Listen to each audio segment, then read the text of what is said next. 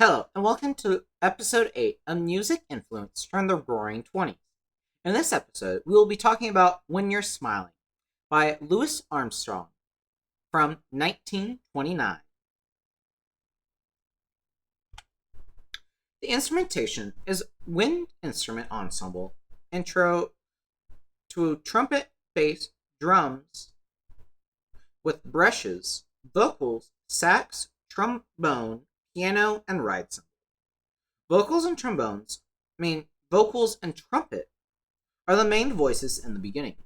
The texture is homophonic, with one clean melody with the accompaniment. The melody is passed around with the vocals as the first melody, followed by piano, then trumpet, with a rhythm section and instruments to fill in chords accompanying the solos. Soloists are playing at the higher volumes than the accompaniment. The range used in the trumpet is very high range. The lyrics reflect the tone, and if the piece is using the lyrics crying, it shifts to a G minor 7th chord in the piano part, and that is right here, and uses a natural F instead of the F sharp. This gives the piece more of a sad feeling to the word crying, because crying is generally associated with being sad. The harmony texture is homophonic when the trumpet is in the lead, but in the vocal section it is polyphonic, as the other instruments will play counter melodies while the singer is singing. The chords are produced on the piano as it is marked with triads and 7th chords needing to be played. The piece is labeled as a G major scale in the piano part in the key signature.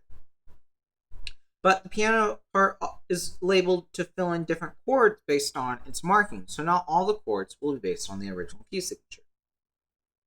The piece has a few moments where it does enter that minor scale, such as with the word crying, to give it more of a sad feeling. The end cadence is a dominant 7th going to a perfect first, giving it a full cadence of a 5 chord to a 1 chord. The piece is mostly on the major scale, but depends on the piano markings.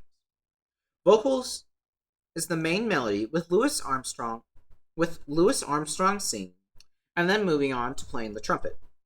Trumpet solo with the accompaniment is the second half of the piece. The first and fourth of the melody is disjunct motion, and the second fourth and the fourth is mostly conjunct motion in the melody.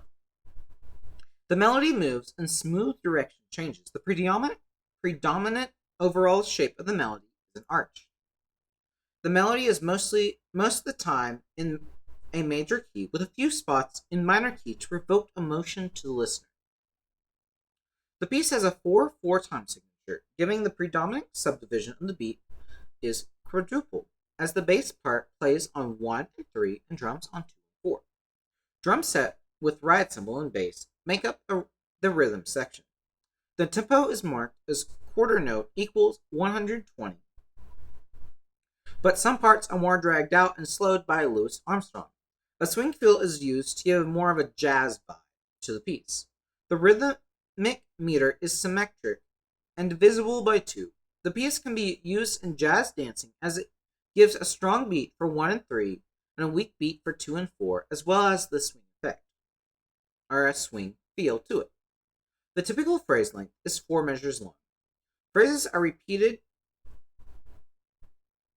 in melodic notes and lyrics. The piece is repeated entirely, with the second time being only instrumental, with a piano solo at the start of the second round, and trumpets being the vocalist part instead. And this is shown in the recording I chose, not necessarily the sheet music here, but in the recording that I did choose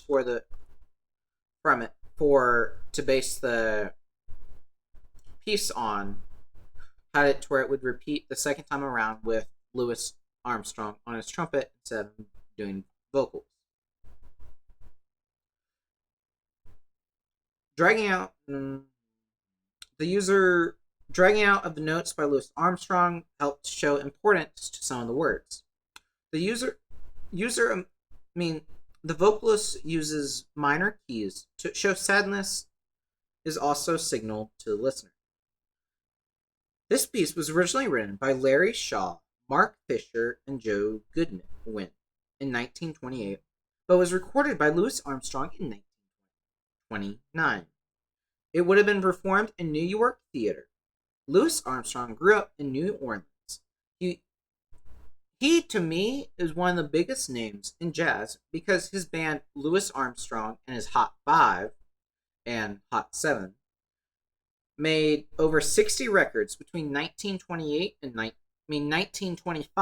1928. He also helped to make Fletcher Henderson's orchestra into one of the first big jazz bands, which he later left to do other things. In 1928, Earl Hines and Louis Armstrong composed West End Blues, one of the top pieces done by Louis Armstrong. And it also provided fun, danceable jazz music while also being produced as high art.